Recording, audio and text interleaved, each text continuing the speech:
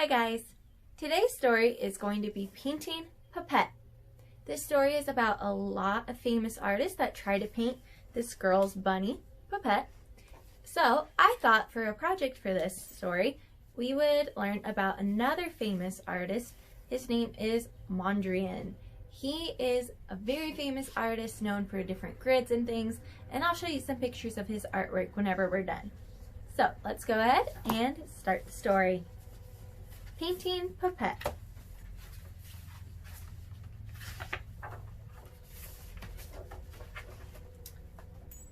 Josette Babette and her rabbit Pepette lived at number 9 Rue Lafayette, Paris. Josette adored Pepette and took her everywhere. But their favorite thing to do was to cuddle on the window seat in the Babette's great room. There were paintings of the Petite Babettes, Jeanette, Juliette, and Josette. There was even a portrait of their schnoodle, Frisette.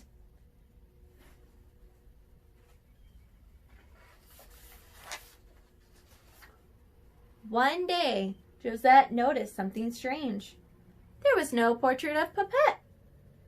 "We must find an artist to paint your portrait," said Josette, "and it has to be special, just like you."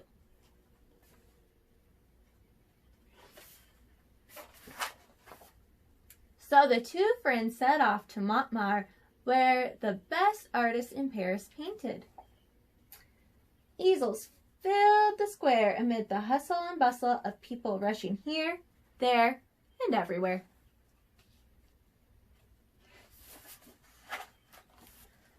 As soon as they turned the corner, a man in a sailor-striped shirt stopped them.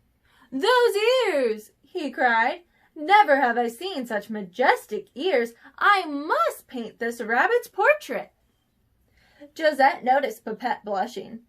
Her ears had never been called majestic before. "Magnifique," said Josette. "We are looking for an artist."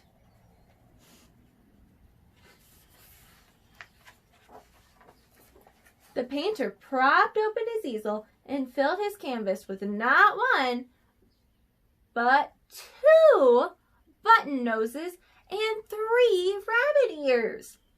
When he finished, he waved his paintbrush in the air and declared his painting a masterpiece.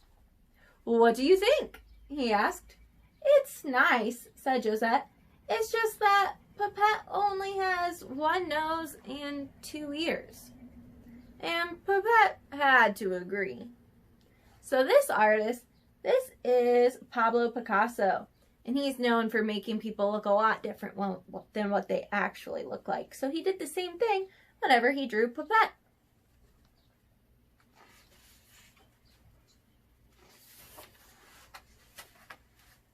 Just then, a man with a mustache as wide as bicycle handlebars strolled by. "What a divine creature," he said, twirling the ends of her whiskers. "Please, I must paint the very essence of her rabbitness."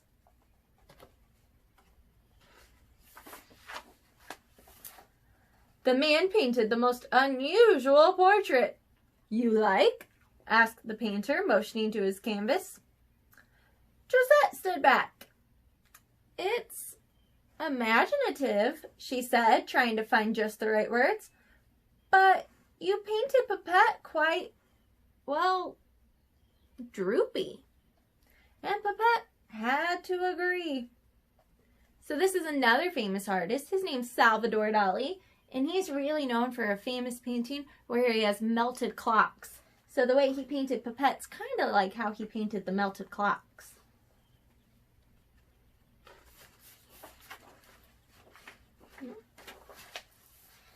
Moments later, another painter wandered by. He stopped in his tracks when he spotted Pepette. "That nose! Like a faint star twinkling in a misty velvet night." As he bowed to Josette, a shock of black curls flopped over one eye. "May I paint your friend? My easel is across the square." "Pepette would love that," said Josette. Certainly this artist would paint just the right portrait, she thought. Do you guys think that this artist is going to make a portrait that they like? I don't know. Pepette and Josette hopped through the square until they reached the painter's easel. More and more people gathered around and looked as he painted the rabbit, flying through the clouds. When he finished, he admired his painting. "One of my best works." "I like the clouds," said Josette, "but Pepette doesn't like to fly. She's scared of heights." And Pepette had to agree. So they didn't really like this artist either.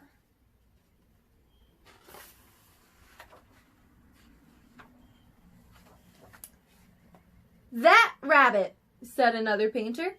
He peered at Pepette through his round spectacles. "What a colorful lady! Balloon blue, pansy pink, and radish red." What was he talking about? Was he talking about Pepette? Wondered Josette. "May I have the honor of showing the colors? May I have the honor of showing the world her colors?" Josette nodded. She was, after all, quite curious.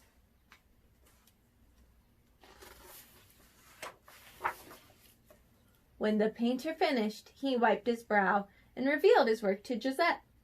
Ta-da!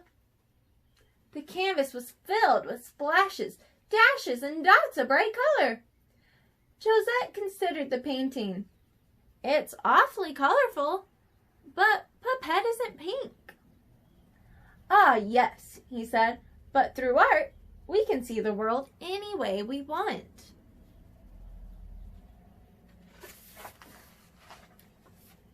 The sun was setting on Paris, and Josette knew it was time to head home.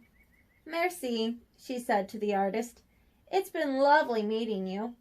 And Pepette had to agree.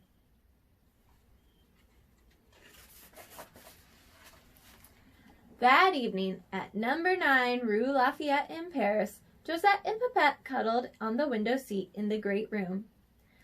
Josette sighed. She had hoped that Pepette could have a portrait that showed her wonderfulness, with her soft gray ears that listened to her when she was sad, with her heart-shaped nose that twitched when she was thinking, and with her soft arms that held her tight. She had so wanted Pepette to have the perfect portrait. Suddenly, Josette realized what she had to do.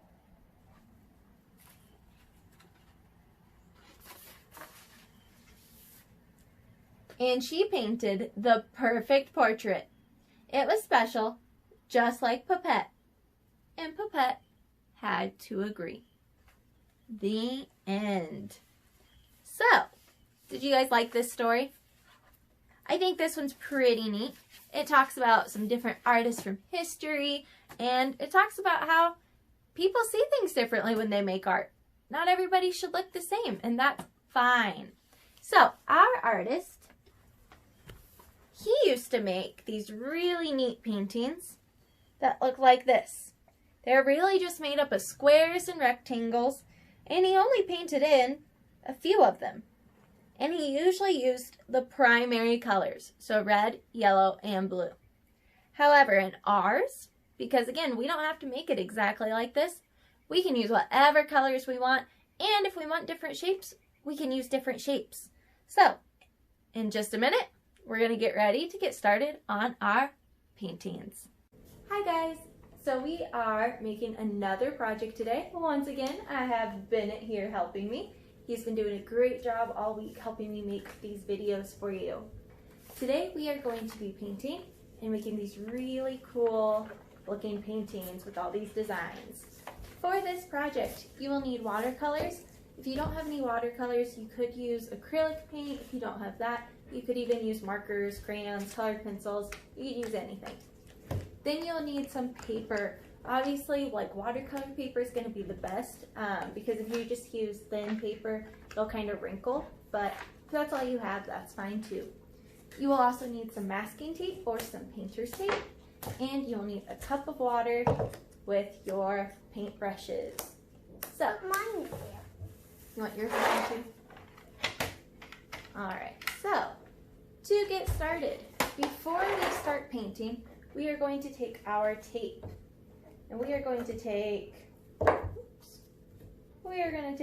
long pieces like this and cover our mouths with them. No, not really.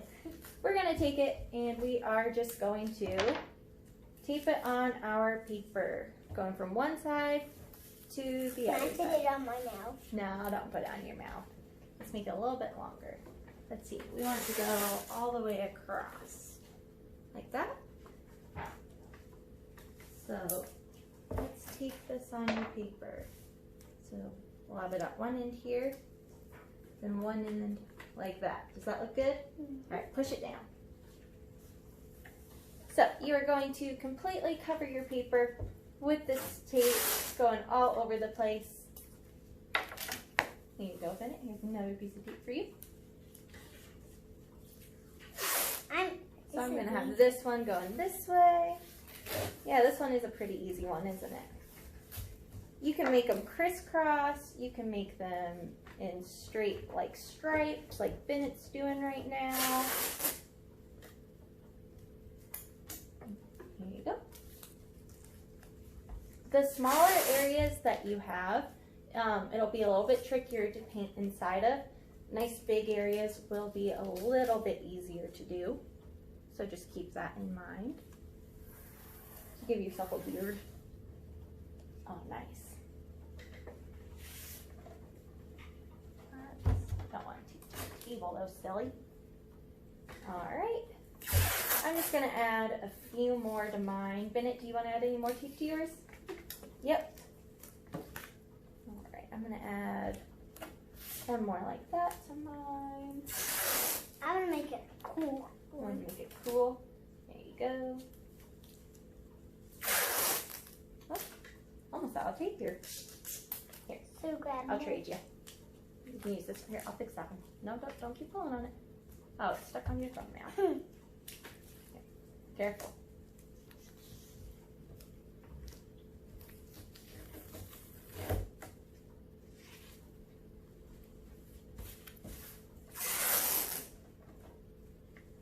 Want one more? Perfect.